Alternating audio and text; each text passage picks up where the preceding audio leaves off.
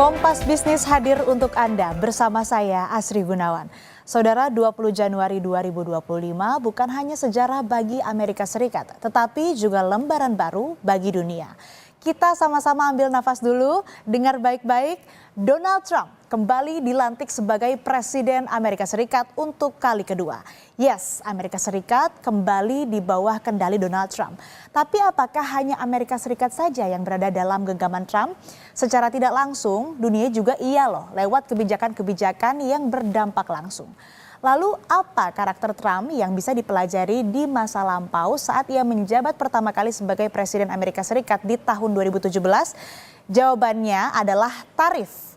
Indonesia adalah salah satu negara yang pada masa lalu ini dibilang curang oleh Trump karena neraca dagang Amerika ini tekor terus oleh Indonesia.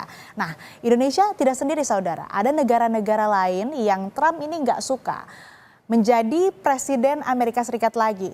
Apakah Trump ini menggenggam nyawa dunia? Kita ke data berikutnya.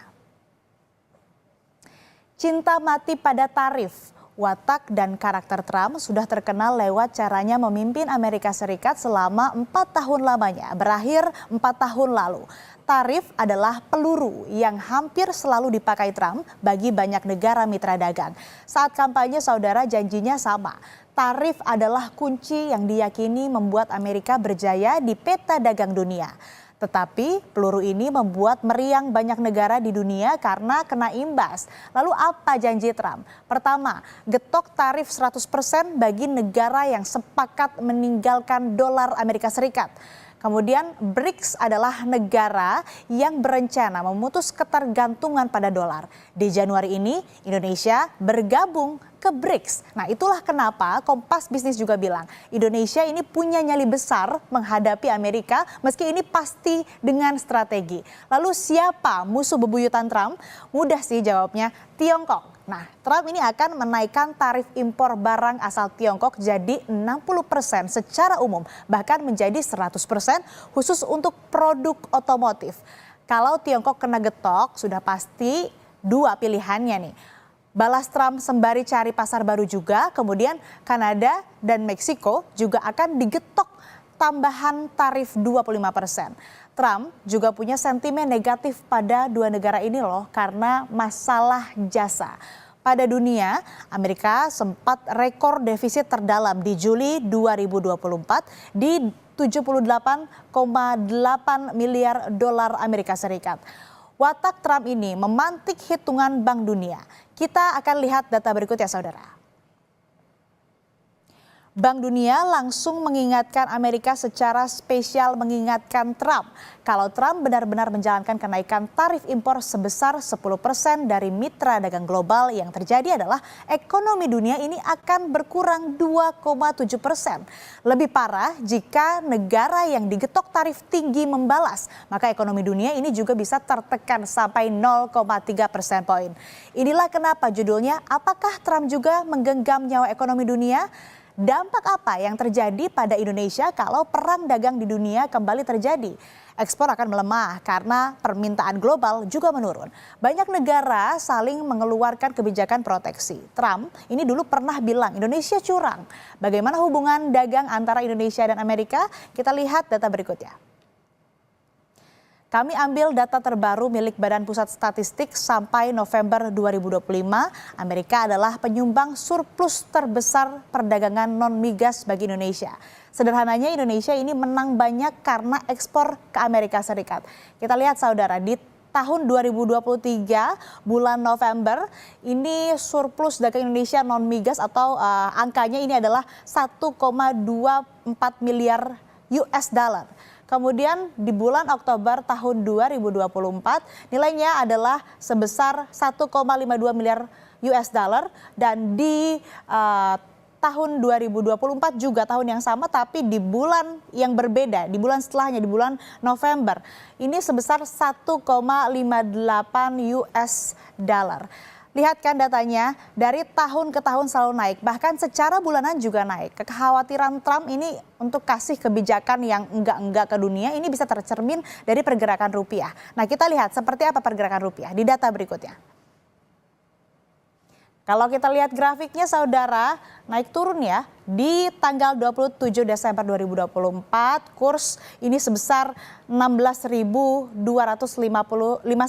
Kemudian di tanggal 17 Januari 2025 adalah sebesar 16.373. Ini cukup atau sangat fluktuatif begitu ya. Terlihat sekali fluktuasinya sangat terasa. Bahkan terakhir akhirnya nyaris ke 16.400 rupiah per dolar Amerika Serikat. Tapi Bank Indonesia ini bilang nilai tukar rupiah terhadap dolar pada Januari 2025 tepatnya hingga 14 Januari 2025 hanya melemah sebesar 1 persen poin dari level nilai tukar akhir 2024. Nah, perkembangan nilai tukar rupiah terhadap dolar Amerika Serikat juga relatif lebih baik jika dibandingkan dengan mata uang regional lainnya seperti rupiah India, peso Filipina, dan baht Thailand yang masing-masing melemah sebesar 1,20%, 1,33%, dan 1,92% poin. Bank Indonesia juga menurunkan ekspektasi pertumbuhan ekonomi tahun 2025 karena menurunnya permintaan global. Tetapi hanya dengan Amerika Serikatlah Indonesia diprediksi masih akan surplus. Berikut pernyataan Gubernur Bank Indonesia Peri Warjio. Pada tahun 2025, pertumbuhan ekonomi Indonesia diperkirakan juga lebih rendah dari perkiraan sebelumnya. Ekspor diperkirakan lebih rendah sehubungan dengan melambatnya permintaan negara-negara mitra dagang utama kecuali dari Amerika Serikat. Bank Indonesia memperkirakan pertumbuhan ekonomi Indonesia pada tahun 2025 berada pada kisaran 4,7 sampai 5,5%, sedikit lebih rendah dari kisaran perkiraan sebelumnya 4,8 sampai 5,6%. Presiden terpilih Amerika Serikat Donald Trump akan dikukuhkan sebagai Presiden ke-47 Amerika Serikat pada Senin 20 Januari 2025 waktu setempat. Donald Trump dengan sepak terjang perang dagangnya dan dampaknya bagi Indonesia. Usai jeda, kita akan ulas bersama ekonom Universitas Indonesia Fitra Faisal. Tetaplah di Kompas Bisnis.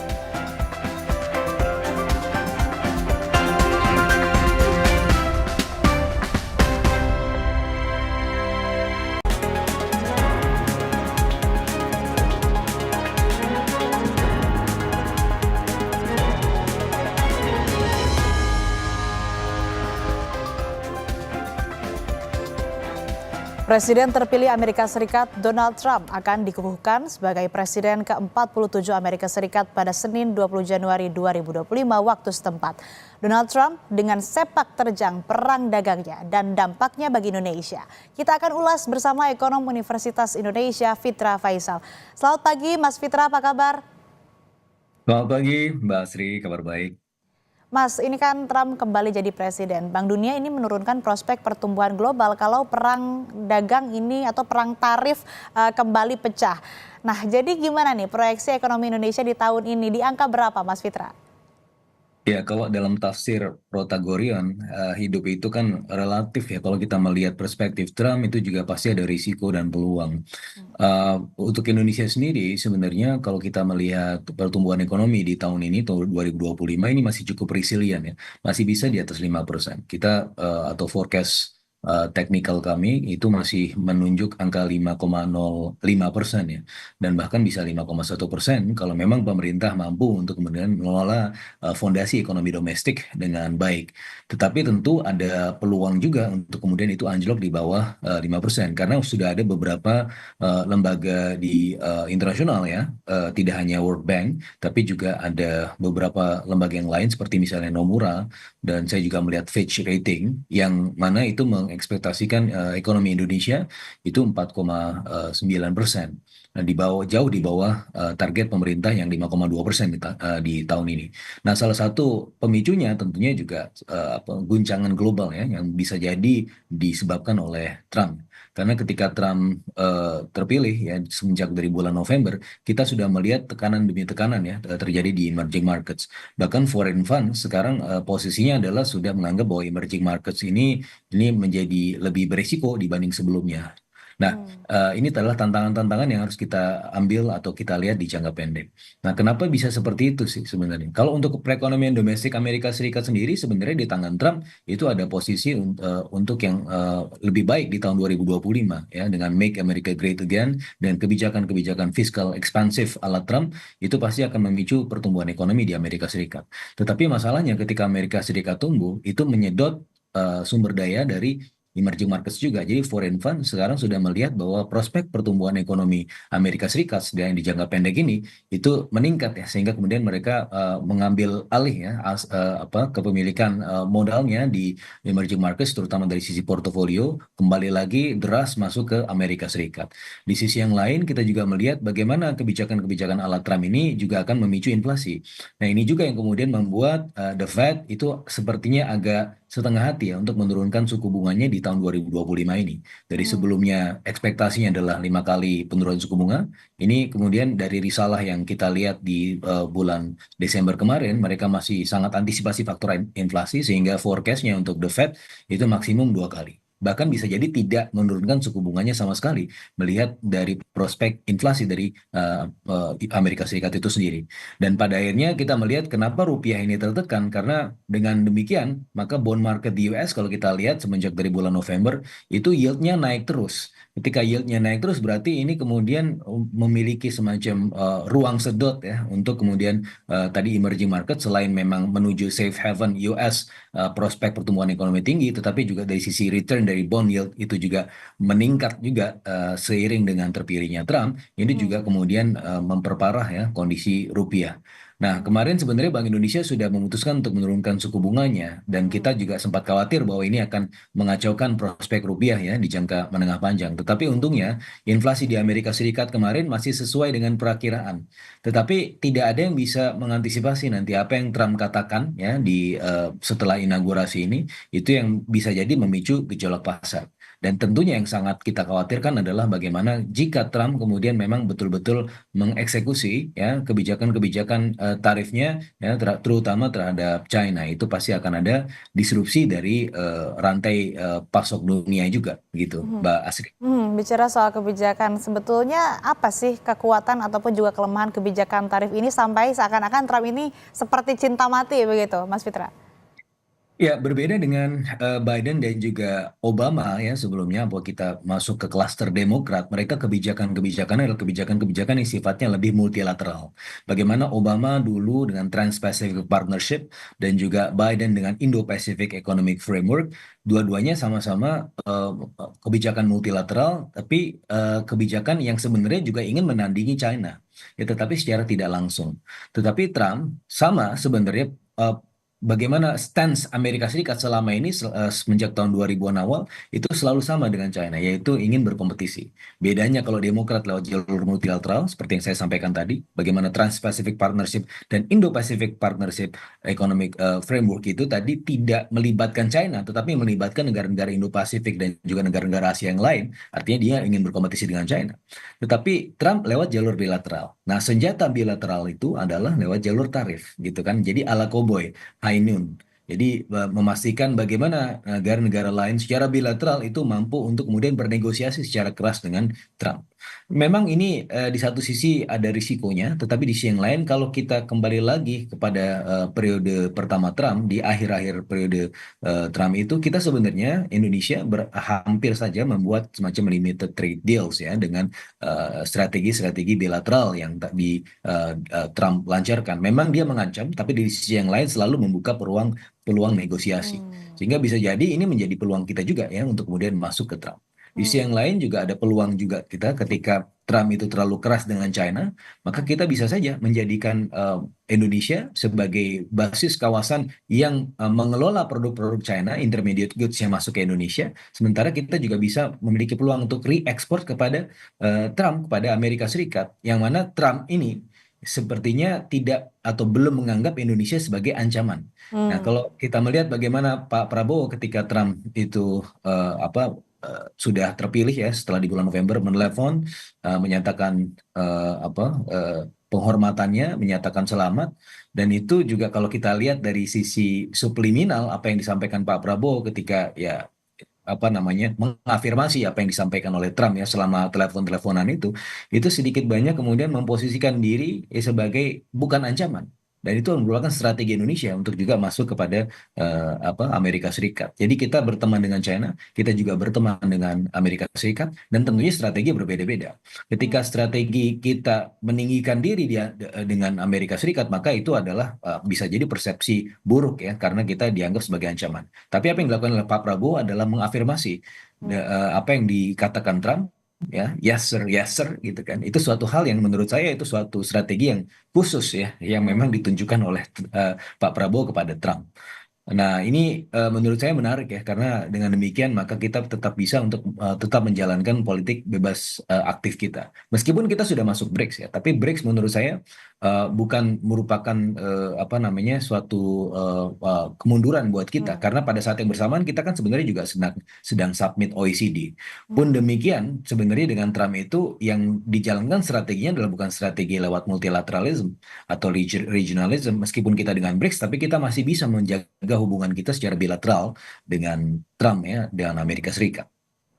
Meskipun tadi apapun kebijakannya termasuk juga soal tarif ini akan pasti didiskusikan dan juga bisa membuka negosiasi begitu ya. Tapi apakah kira-kira Trump ini akan tancap gas untuk getok tarif di semester pertama ini atau baru setelah pertengahan tahun? Dan kira-kira ekspor kita ke Amerika kayak gimana nih? Meskipun selama ini surplus dan tadi juga Mas Fitra bilang sebetulnya Amerika belum menganggap Indonesia ini sebagai ancaman begitu. Ya, saya rasa Trump di episode kedua ini akan jauh lebih soft ya. Dari beberapa informasi yang saya dapatkan dari teman-teman di China dan juga Jepang, sebenarnya sebelum Trump terpilih pun, mereka sebenarnya sudah in favor terhadap Trump. Itu suatu hal yang sebenarnya cukup mengejutkan ya. Kenapa? Karena kan Trump ini membuat disrupsi yang sedemikian besar ya pada ekonomi dunia. Tapi di sisi yang lain, ternyata kenapa mereka lebih memilih Trump? Karena ya mereka melihat potensi ekonomi juga ya dari apa yang kemudian kepemimpinan Trump ya.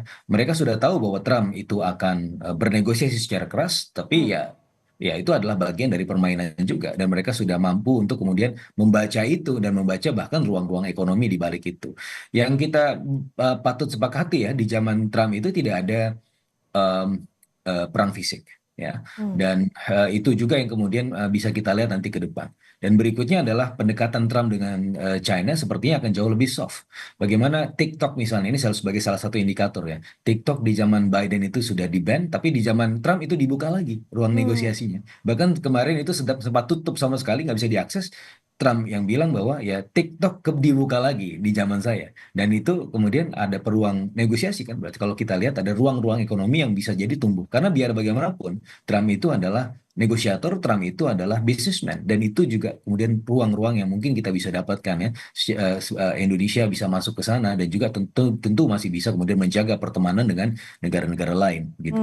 Meski tensinya lebih soft, lebih rendah begitu ya antara Amerika dan Tiongkok, tapi kan masih ada potensi efeknya terkait dengan apa kalau misalkan nantinya terjadi ada perang dagang. Nah, apalagi Indonesia juga udah gabung BRICS. Nah, kira-kira apa sih yang harus dimitigasi atas risiko fluktuasi kurs, Mas Fitra?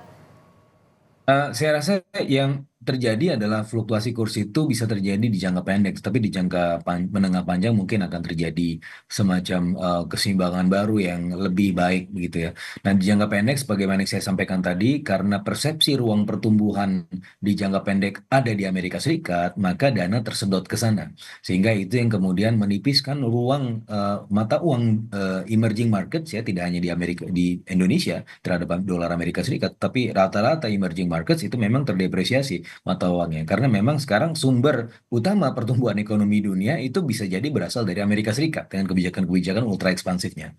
Tapi di jangka menengah panjang bisa jadi dengan adanya ruang-ruang negosiasi bilateral yang melalui jalur perdagangan dan investasi, itu yang juga kemudian bisa menguatkan fondasi ekonomi di emerging markets juga di Indonesia kalau kita bisa menangkap peluang itu, sehingga kemudian volatilitas nilai tukar kemudian bisa tetap terjaga dengan baik, tentunya dengan ruang koordinasi juga antara Bank Sentral, Bank Indonesia dengan juga pemerintah ya, bagaimana juga menjaga target-target domestik itu tetap terjaga. Nah, ini semua kalau misalnya diselaraskan dengan baik, saya rasa masih bisa kemudian memandu ya pertumbuhan ekonomi kita di jalur yang dia atas 5%, ya bahkan bisa menuju 6%.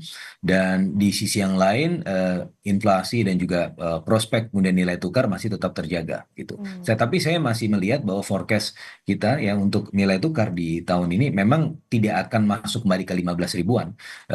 Equilibriumnya adalah di 16.500. Tapi setidak-tidaknya ya yang paling penting adalah bagaimana menjaga bahwa nilai itu tetap stabil ya di antara waktu ya tahun 2025, 2026 dan juga berikutnya sehingga tidak kemudian menghasilkan ongkos-ongkos tambahan buat perekonomian.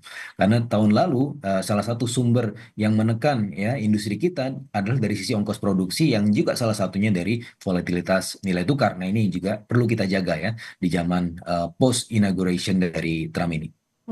Oke, yang nggak kalah penting juga nih Mas Fitra, singkat saja. Kira-kira akan seperti apa nih nasib pasar modal atau bursa kita ini selama Trump mengendalikan Amerika? Saya rasa masih sangat oke ya, karena Trump itu adalah penghela nafas ekonomi Amerika Serikat yang diharapkan juga menjadi penghela nafas ekonomi dunia juga. Tadi memang Bank Dunia memprediksikan ada ruang pertumbuhan yang semakin terbatas tahun 2025, tapi saya melihat bahwa ketika Amerika Serikat tinggi pertumbuhan ekonominya, yang lain juga bisa jadi ada kemungkinan akselerasi, ada bandwagon effect yang mana itu pada akhirnya akan terefleksi pada pasar kita, baik itu di pasar obligasi maupun di pasar saham. Begitu, Mbak Asri.